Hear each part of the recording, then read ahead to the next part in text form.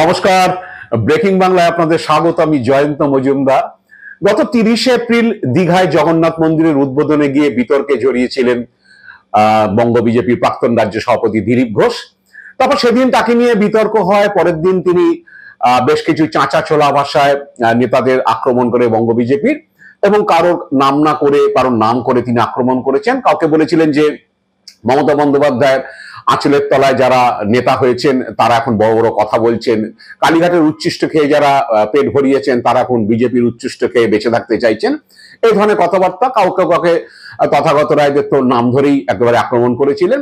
তো সেই নিয়ে ক্ষুব্ধ হয়েছিলেন রাজ্য বিজেপির নেতারা এবং বঙ্গ বিজেপি, বঙ্গ আরএসএস এর যারা নেতারা রয়েছেন। তারপরের দিনই কেশব ভবনে ডেকে আরএসএস এর নেতৃত্ব দিলীপকে আচ্ছা করে ধমকেছিলেন। দিলীপ তাদের নানানভাবে ব্যাখ্যা দেওয়ার চেষ্টা করেছেন কেন তিনি এসব কথা বলেছিলেন, কিন্তু তারা তাতে সন্তুষ্ট হননি। যাই হোক, এরপরে যেটা হলো, তিনি একটি টিভি সাক্ষাৎকারে মমতা বন্দ্যোপাধ্যায়কে দুর্নীতি নিয়ে ক্লিন চিট দিয়ে দিলেন। তিনি পরিষ্কার বলে দিলেন যে মমতা বন্দ্যোপাধ্যায়কে ওইভাবে দুর্নীতিগ্রস্ত বলা যায় না, কারণ তার বিরুদ্ধে কি সিবিআই ইডির কি মামলা রয়েছে। তো এসব বলার পরে ফাইনালি হচ্ছে বিজেপির কেন্দ্রীয় নেতৃত্ব এবং আরএসএস নেতৃত্ব দিলীপের উপর ক্ষুব্ধ হন, এবং পরিষ্কার সিদ্ধান্ত হয়েছিল যে দিলীপকে কোনো পার্টি কর্মসূচি দেওয়া হবে না। মানে দিলীপকে কিছুটা বয়কটের ঢঙেই তারা ঠিক করেছেন যে পার্টি কর্মসূচি দেওয়া হবে না, কোনো মিটিং এ ডাকা হবে না। আপনারা জানেন যে পরে 7ই মে বিজেপির রাজ্য স্তরে একটি সাংগঠনিক বৈঠক হয়েছিল। যে মিটিং এ দিলীপকে ডাকা হয়নি, শুধু না, মিটিং এ দিলীপকে নিয়ে কোনো আলোচনা পর্যন্ত হয়নি।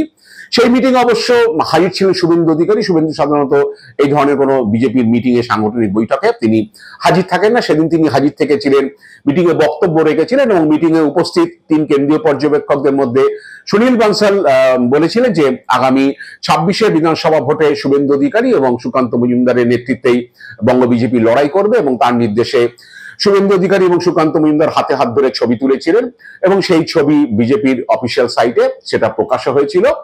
তো দিলীপের ব্যাপারে এরকম একটা সিদ্ধান্ত ছিল, দিলীপকে একেবারে একঘরে করে দেওয়া হবে, এবং আস্তে আস্তে যেটা হবে যে তাকে পার্টি কর্মসূচি দেওয়া না হলেও হচ্ছে তাকে কোনো মিটিং এ ডাকা হবে না, এবং তাকে কিছুটা হচ্ছে বয়কটের ঢঙেই পার্টি চলতে থাকবে, এবং গাড়ি টাড়িগুলো টেনে নেওয়া হবে বা নিরাপত্তা প্রত্যাহার করা হবে।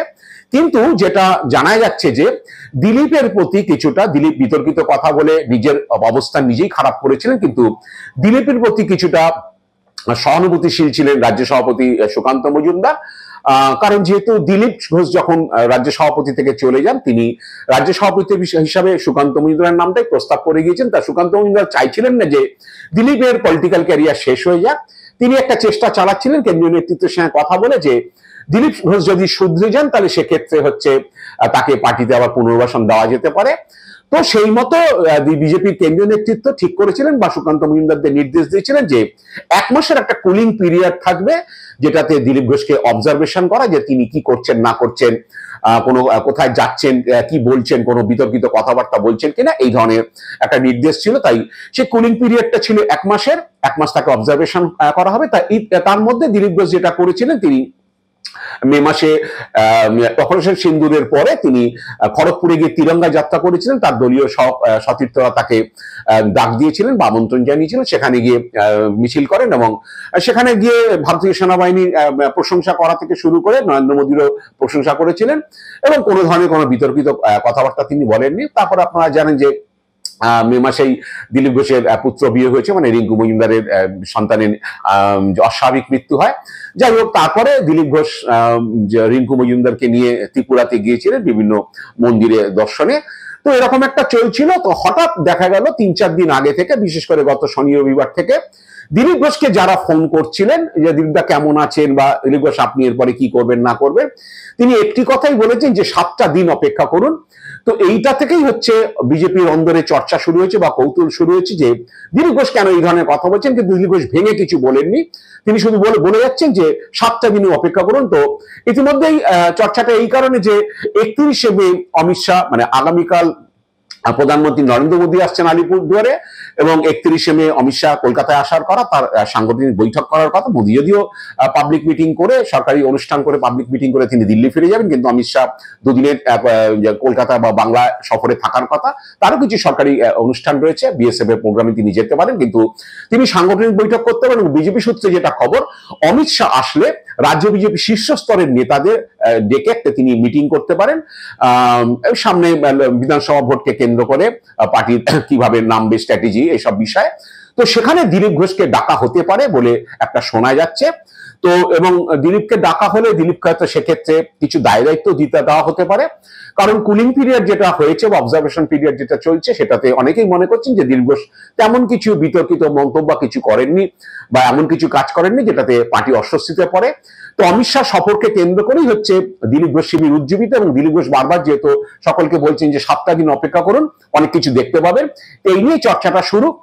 এবং সুকান্ত মজুমদারের শিবিরে সূত্রে যেটা খবর, সুকান্ত মজুমদার শিবিরের লোকজন যেটা বলছেন যে খবরটা হচ্ছে দিলীপ ঘোষের ক্ষেত্রে পজিটিভ, কারণ পার্টি হয়তো সুকান্ত মজুমদারও প্রকাশ্যে কিছু বলছেন না, পার্টি হয়তো কেন্দ্রীয় নেতৃত্ব হয়তো সিদ্ধান্ত নিয়েছেন যে দিলীপকে আবার হচ্ছে শপথে বা তাকে হচ্ছে পুনর্বাসন দিয়ে পার্টি আগে যেরকম বা সহমহিমায় তাকে ফেরাতে পারেন, এরকম একটা হিন্ট তারা পেয়েছেন। এবং সুকান্ত শিবিরের লোকজনও বলছেন যে দিলীপের পক্ষে যেটা পজিটিভ হতে পারে অমিত শাহর এই সফরের পরে। তো এখন দেখা যাক যে অমিত শাহ সফর এবং তিনি সাংগঠনিক বৈঠক বিজেপি শীর্ষ নেতাদের নিয়ে করেন কিনা এবং সেখানে দিলীপ ডাক পায়নি কিনা। এর আগে যতবার অমিত শাহ এখানে সফর করেছেন বঙ্গ বিজেপির প্রাক্তন সভাপতি হিসাবে দিলীপ ঘোষ ডাক পেয়েছিলেন, এবং এবারে যদি দিলীপকে ডাকা না হয় তাহলে বোঝা যাবে যে দিলীপের কফিনের শেষ পেরেকটা পোতা হয়ে গিয়েছে। কিন্তু যদি অমিত শাহর মিটিং এ তিনি ডাক পান বা দিলীপকে যদি কোনো দায়িত্ব দেওয়া হয় বা দিলীপকে যদি বলা হয় যে আপনি যেরকম কাজ করছেন আবার সেভাবেই কাজ করবেন, দল আপনাকে পাশে পেতে চায়, দল আপনাকে নিয়ে লড়াই করতে চায় সামনের ভোটে, সেক্ষেত্রে দিলীপের ক্ষেত্রে কিছুটা পজিটিভ হবে। এবং আপাতত যেটা জানা যাচ্ছে যে এই ধরনের কোনো ঘটনা ঘটতে পারে বলেই সুকান্ত মজুমদারের শিবির মনে করছে, কারণ সুকান্ত মজুমদার চাইছেন যে দিলীপ ঘোষ সমন্বয় ফিরুন, কারণ সুকান্ত মজুমদার এটা বোঝেন যে দিলীপ ঘোষকে যদি বাড়িতে বসিয়ে দেওয়া হয়, কারণ পার্টির সিদ্ধান্ত অনুযায়ী তিনি কাজকর্ম করেছেন, দিলীপকে কর্মসূচি দেননি, জেলার নেতাদের বলেও দিয়েছেন যে দিলীপকে যাতে কোনো পার্টির অনুষ্ঠানে বা কর্মসূচিতে ডাকা না হয়, এসবগুলো তিনি করেছেন। কিন্তু তিনি মনে প্রাণে চাইছেন না, কারণ সুকান্ত মজুমদার জানেন যে দিলীপ ঘোষ যদি বসে যান বা বাড়িতে ঢুকে যান বা তাকে একঘরে করে দেওয়া হয় সেক্ষেত্রে তার চাপ বাড়বে, কারণ সে অনেক শক্তিশালী হয়ে উঠবে। সেক্ষেত্রে শুভেন্দু অধিকারী শিবির সুকান্ত মজুমদার একার পক্ষে সেটা সামলানো সম্ভব না, যেটা দিলীপ ঘোষ থাকলে তিনি তার সঙ্গে একযোগে সে কাজটা করতেন। তো সুকান্ত শিবির এটা আশঙ্কিত যে দিলীপ ঘোষ যে বসে যাওয়া মানে শুভেন্দু অধিকারী আবার হচ্ছে শক্তিশালী হবে এবং তাতে আখেরে হচ্ছে ক্ষতি হচ্ছে সুকান্ত মজুমদারের। তো তারাও চাইছেন, এখন দেখা যাক যে দিলীপ যদি এরকম আবার ফিরে আসেন সেক্ষেত্রে শুভেন্দু অধিকারীদের আবার কিছু সমস্যা হতে পারে, কারণ যে দিলীপ ঘোষকে এই মিটিং এ ডাকা হয়নি, সেই মিটিং এ শুভেন্দু অধিকারী হাজির হয়েছিলেন এবং শুভেন্দু ঠাড়ে ঠোরে বুঝিয়ে দিয়েছিলেন নেতৃত্বকে যে তিনি এরপর থেকে মিটিং এ থাকবেন। আগে তিনি মিটিং আসতে কমফোর্ট ফিল করতেন না, মিটিং এ থাকতেন না, অনেক সময় বলেছেন যে আমি তো কোনো সাংগঠনিক পদে নেই, আমি মিটিং এ কি করব। সুকান্ত মজুমদারও বলেছিলেন যে তিনি কমফোর্ট ফিল করেন না, বা শুভেন্দু দা সারা রাজ্য চষে বেড়ান, মিটিং এর বিষয়ে তাকে সব জানিয়ে দেওয়া হয়। তো এইরকম বিষয়গুলো চলছিল, কিন্তু দিলীপ কে এক ঘরে করার পরে শুভেন্দু একটুখানি নড়ে চড়ে বসেছিলেন এবং কিছু দেখা গেছিল যে শুভেন্দু হঠাৎ করে আবার একটু পার্টির শৃঙ্খলা টিঙ্খলা এসব ব্যাপারে একটু উদ্যোগী হয়েছেন, কোনো বিষয়ে কিছু করতে হলে সুকান্ত মজুমদারের সঙ্গে তিনি আলোচনা করছেন, এরকম কয়েকটি ঘটনায় দেখা গিয়েছে। কারণ যে চাকরিহারাদের যে অবস্থানে শুভেন্দু অধিকারী গিয়েছিলেন তার আগে তিনি সুকান্ত মজুমদারের সঙ্গে কনসাল্ট করেছেন, কারণ তার আগে দিন চাকরিহারাদের উপর পুলিশের লাঠিচার্জ হয়েছিল বিকাশ ভবনের সামনে। তো এখন যে দিলীপ আবার ফর্মে ফেরেন কিনা, দিলীপকে ফর্মে ফিরলে সুকান্ত মজুমদার আবার দিলীপকে কর্মসূচি দেন কিনা সে আগের মতো, বা তাতে শুভেন্দু অধিকারী খুশি হন কিনা, এগুলো আমাদের আগামী দিনে দেখার রয়েছে। এবং সর্বোপরি যেটা যে অমিত শাহ আসার পরে দিলীপ মিটিং এ ডাক পান কিনা, শীর্ষ নেতাদের নিয়ে তিনি বৈঠক করলে দিলীপকে কি পজিশন দেওয়া হবে, অমিত শাহ মঞ্চে তিনি থাকেন কিনা, এইসব জল্পনাগুলো বিজেপির অন্দরে এখন চলছে যতক্ষণ না অমিত শাহ এখানে আসছেন। এবং আসার পরে সেই কুলিং পিরিয়ডও তার শেষ হয়ে যাবে 30শে মের মধ্যে, এবং দিলীপকে দলে পুনর্বাসন দেওয়া হয় কিনা এই চর্চাই চলছে। কারণ দিলীপের সেই কথা আবার আপনাদের স্মরণ করাই যে বারে বারেই গত 3-4 দিনে যারা ফোন করেছেন তাদের শুধু একই কথা বলে দিয়েছেন যে 7টা দিন অপেক্ষা করুন না, 7টা দিন অপেক্ষা করুন না, আপনারা আমার খবর চাইছেন তো খবর আপনারা পেয়ে যাবেন।